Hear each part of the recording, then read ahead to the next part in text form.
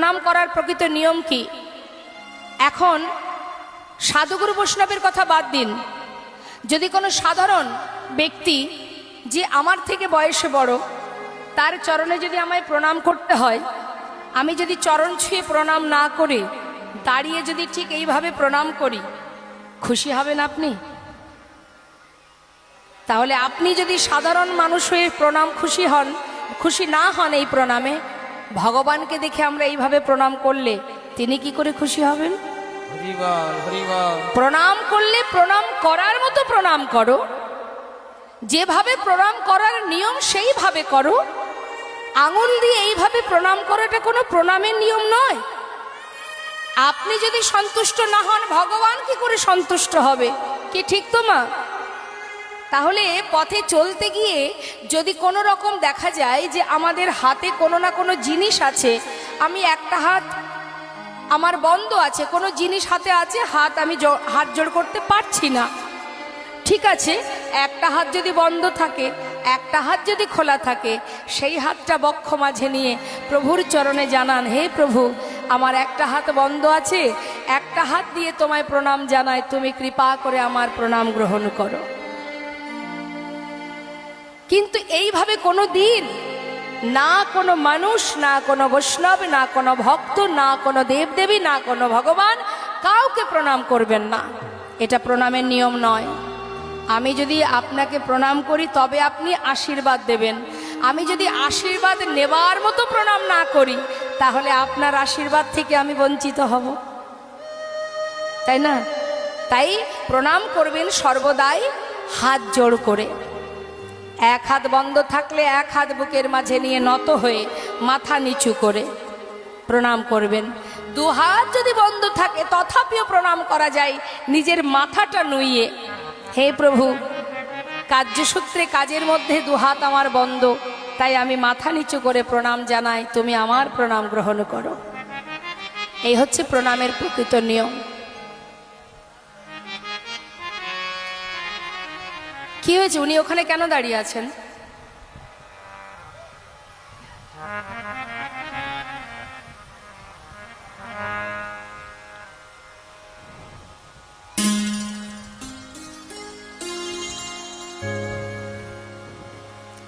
তো বাবা,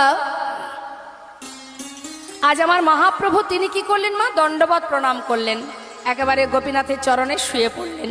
এটা পুরুষের ক্ষেত্রে সম্ভব, যারা পুরুষ জাতি তারা দণ্ডবত প্রণাম করতে পারেন, নারীরা নয়।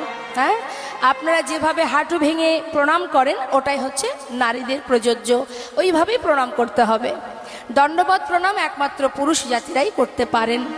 তাই আজ কি হয়েছে মা? মহাপ্রভু প্রণাম করছে। কাকে প্রণাম করছে বাবা? গোপীনাথকে। হরি বল।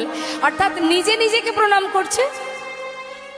ভিতরে যিনি গোপীনাথ, বাইরে গৌর হরি, নিজেই নিজেকে প্রণাম করে জগৎ জীবকে শিক্ষা দিচ্ছে যে হে জীব, প্রণাম করতে হয় কেমন করে তোমরা দেখে নাও। নিতাই গৌর হরি বলে। তা যখন প্রণাম করছে বাবা গোপীনাথের চরণে, তখন কি হলো? রেমুনাই গোপীনাথ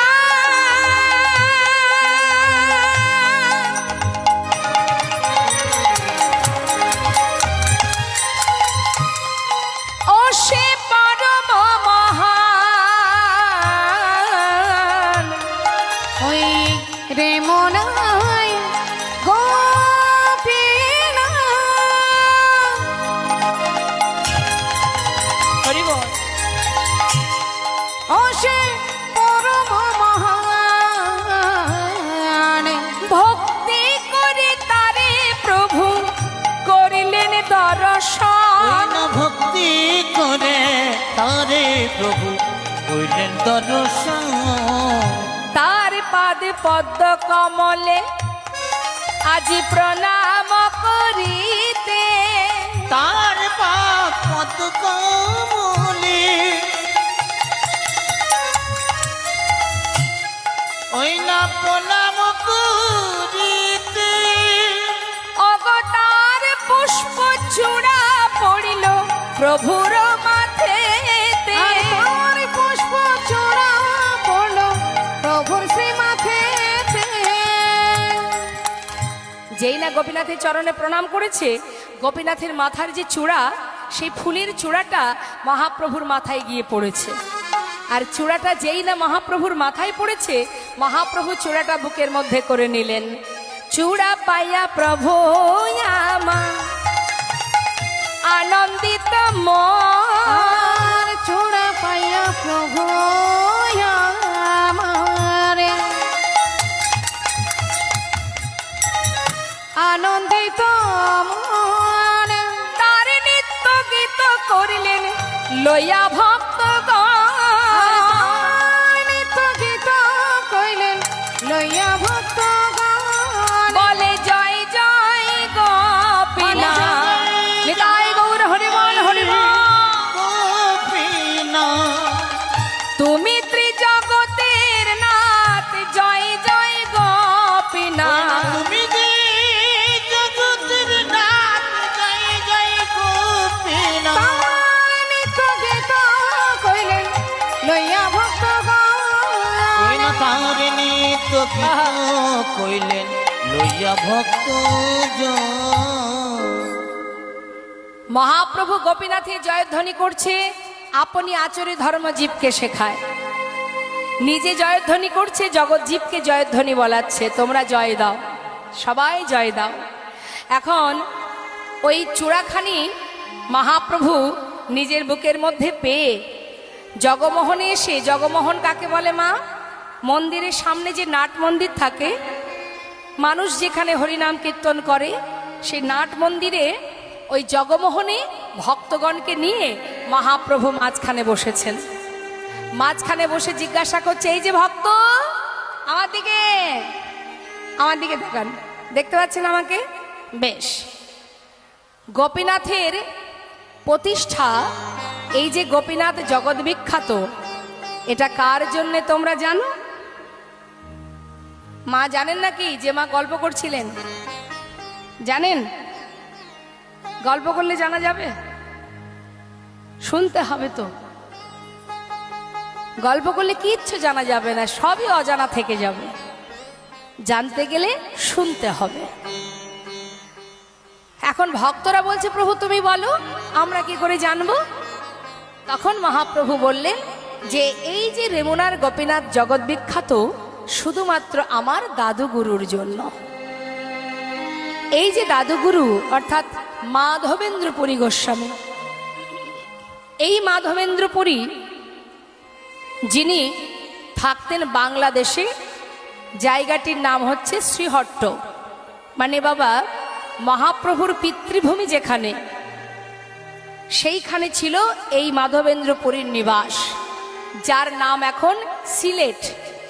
ওই শ্রীহট্টে ছিল তার পরিবার, তার স্ত্রী ছিল, একটা পুত্র সন্তানও ছিল। হঠাৎ তার স্ত্রী মারা যায়, সন্তানকে নিয়ে বাংলাদেশ ছেড়ে তিনি ভারতবর্ষে চলে আসেন।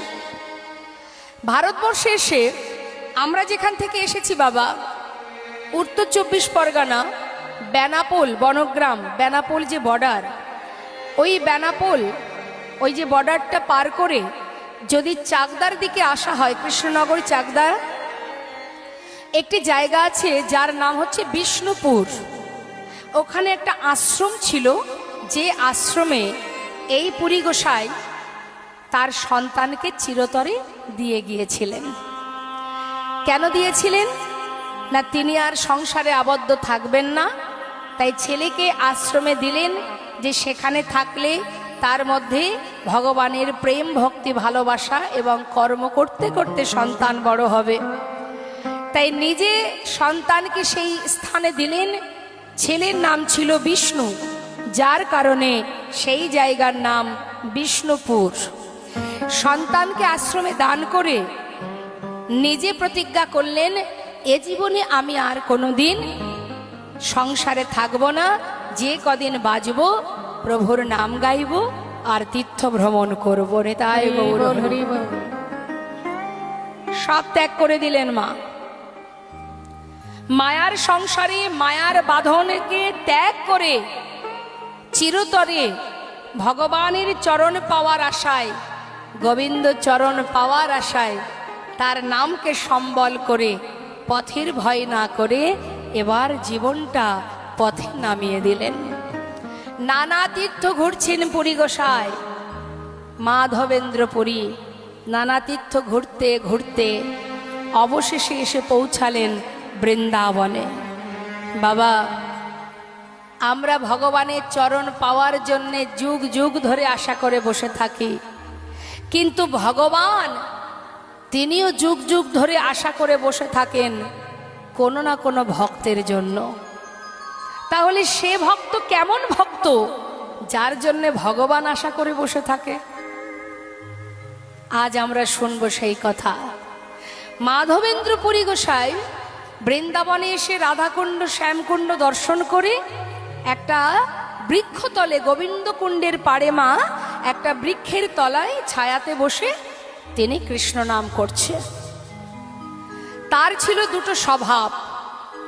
একটা স্বভাব ছিল তিনি অযাচক বৃত্তি পালন করতেন। অযাচক বৃত্তি মানে যেচে সেদে কোনোদিন কারোর কাছে চেয়ে খেতেন না। কেউ যদি ভালোবেসে তাকে কিছু দিতেন তবেই সেটা সেবা করতেন, না হলে অনাহারে সারাদিন কৃষ্ণ কৃষ্ণ নাম গেয়ে দিন কাটিয়ে দিতেন। কখনো কারোর কাছে চেয়ে খেতেন না। এই ছিল তার একটা কারণ। আর দ্বিতীয় কারণ কি বাবা? আরেকটি কারণ হচ্ছে তিনি অহর্নিশি প্রভুর নাম করতেন। আপনারা হয়তো বলবেন যে জেগে থাকলে ভগবানের নাম করা যায়, ঘুমিয়ে পড়লে কি ভগবানের নাম করা যায়? যায় কি মা? আপনারা কি বলেন? ভগবানের নাম করা যায় ঘুমিয়ে পড়লে? যায় না, তাই তো? এবার আপনাদের উদাহরণ দিই। সারাদিন যদি কোনো একটা চিন্তা আপনারা করেন, এমনই একটা চিন্তা সারাদিন আপনি করলেন, রাত্রে ঘুমিয়ে পড়বেন, বিছানায় মাথা রাখবেন, দেখবেন সেই চিন্তা আপনার মাথার মধ্যে ঘুরছে। আপনি ঘুমের মধ্যেও সেই চিন্তা করছেন, স্বপ্নে দেখছেন, সেটাই দেখছেন। কি হয় না মা? সারাদিন আপনি যেটা ভাববেন ঘুম ঘরেও আপনি সেটাই দেখবেন। আপনার চোখের পাতা বন্ধ হলে কি হবে? মস্তিষ্ক তো ঘুমায় না, হ্যাঁ? সে কিন্তু সেই একই চিন্তা করতে থাকে। দেখবেন স্বপ্নের মধ্যেও আমরা একই জিনিস দেখি। ঠিক তদ্রূপ বাবা, আপনি যদি অহর্নিশি বা একটানা 15 দিন জপের মালা হাতে নিয়ে মালা জপ করেন, ঠিক দেখবেন মা, যেদিন আপনার মালা জপ করা বন্ধ হয়ে যাবে না, সেদিন সেই একই টাইমে আপনার কিন্তু বারবার মনের ভিতরে সাড়া দেবে যে এই সময় আমি প্রভুর নাম করি, মালা জপ করি, আজ করতে পারছি না। আপনার জিভ, আপনার এই জিহবা, আপনার হাতে জপের মালা না থাকলে কি হবে? আপনার জিহবা সে কিন্তু অটোমেটিকই হরিনাম গাইতে শুরু করে দেবে। এটা হচ্ছে অভ্যাস বাবা। যদি কোনো ব্যক্তি কোনো কিছু অভ্যাস করে, অভ্যাস এমনই জিনিস, যে জিনিসটা আপনি প্রতিনিয়ত অভ্যাস করবেন সেটাই শক্তিশালী হয়ে যাবে।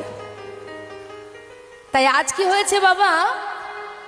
তিনি সারাদিন সারাক্ষণ কৃষ্ণ নাম করে, ঘুমিয়ে আছে, চোখে নিদ্রা, কিন্তু সদা সর্বদাই তার জিহ্বা তার নাম গেয়েই চলেছে। আর সারাদিন পথের দিকে চেয়ে আছে যে কেউ যদি কিছু খেতে দেয়, কেউ যদি কিছু দিত, তাহলে একটু সেবা করতাম। বেশ, নাইবা পেলাম সেবা, না খেতে পেলে তাতে কি হয়েছে? বসে বসে ভগবানের নাম তো করি। চিন্তা করুন কেমন ত্যাগে! যেন হরিনাম করলেই তার ক্ষুধা নিবারণ হয়, হরিনাম করলে তৃষ্ণা নিবারণ হয়। তাই কারোর কাছে কিছু খাবার না পেয়ে বসে বসে কৃষ্ণ নাম গাইছে। জয় রাধা রমণ জয় কুঞ্জ বিহারী, রাধা রমণ জয় কুঞ্জ বিহারী, জয় রাধা রমণ জয় কুঞ্জ বিহারী, জয় রাধা রমণ জয় কুঞ্জ বিহারী। নবীন নিরদয়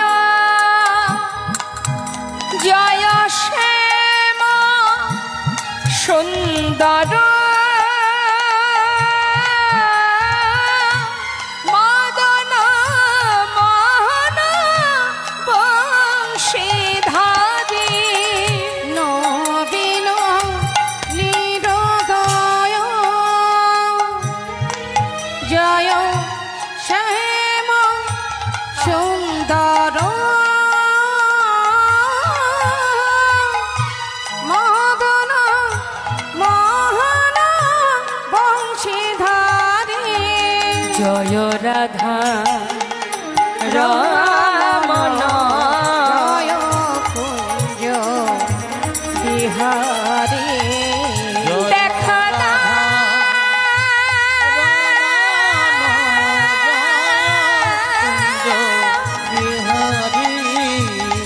দেখা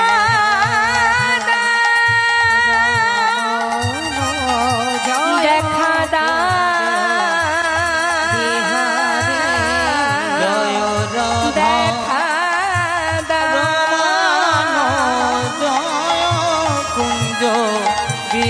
দেখা দা দেখা দা দেখা দা বিহারী জয় রাধা তাই গৌর হরিবল হরিবল জয় কুঞ্জ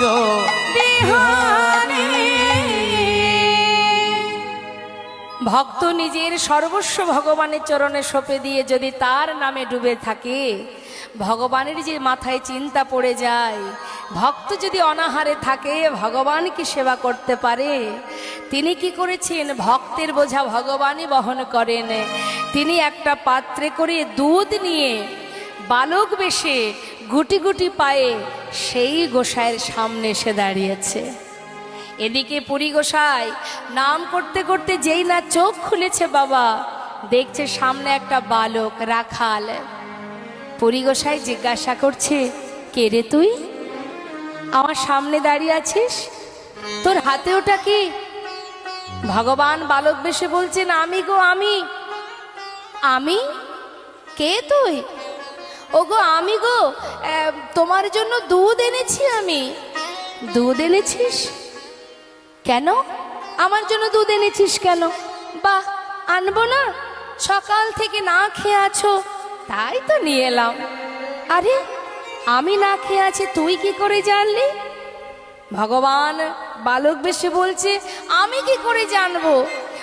ওই যে গো ব্রজমাইরা যমুনায় জল নিতে এসেছিল, তারা যাবার পথে সবাই বলা বলি করছিল তুমি নাকি সারাদিন না খেয়ে আছো, তাই তো তোমার জন্য দুধ এনেছি, খেয়ে নাও, শিগগিরই খেয়ে নাও। কি বললি? ওই ব্রজমাইরা তোকে বললো আর তুই নিয়ে এলি? আচ্ছা বালক, ওই ব্রজবাসীরা কি করে জানলো যে আমি না খেয়ে আছি? কিছু তো একটা মনে হচ্ছে, কোথাও তো মনে সাড়া দিচ্ছে। তবে কি বৃন্দাবনের কানাই? বালক, একটা কথা জিজ্ঞাসা করব? হরিবল হ্যাঁ রে, তোর নাম কি রে? ভগবান দেখছে নাম তো বলা যাবে না, বলছে দেখো তোমার জন্য দুধ এনেছি, তুমি খেয়ে নাও। সবাই ভিক্ষা করে, সবার দ্বারে দ্বারে যায়, তুমি কোনো ভিক্ষা করো না, কেন করো না? না, খেয়ে নাও, এত প্রশ্ন করো না, নাম শুনে কাম কি? বলি শোনো, তোমার জন্য দুধ এনেছি, বারবার যদি আমাকে প্রশ্ন করতে থাকো আমি এক্ষুনি ফেলে রেখে চলে যাব। আরে না না, তুই যাস না, একটু দাঁড়া, কত সুন্দর দেখতে তোর, কি মিষ্টি কণ্ঠ তোর। এমন একটা ছোট্ট বালক আমার কাছে এসেছে, আমার জন্য দুধ এনেছে। বালক, আচ্ছা ঠিক আছে, আর আমি কোনো প্রশ্ন করব না। বলছি যে তুই শুধু একটা কথা বল না, তুই তোর বাড়ি কোথায়, মানে থাকিস কোথায়? ভগবান চিন্তা করছে সব কথা এড়িয়ে গেলে হবে না, একটা উত্তর তো দিতে হবে। বলছে শোনো, আমি কোথায় থাকি জানো? শোনো তাহলে, বালক কাহে গোপয়ামি এই গ্রামেতে বসি ওই না বালক কাহে গোপয়ামি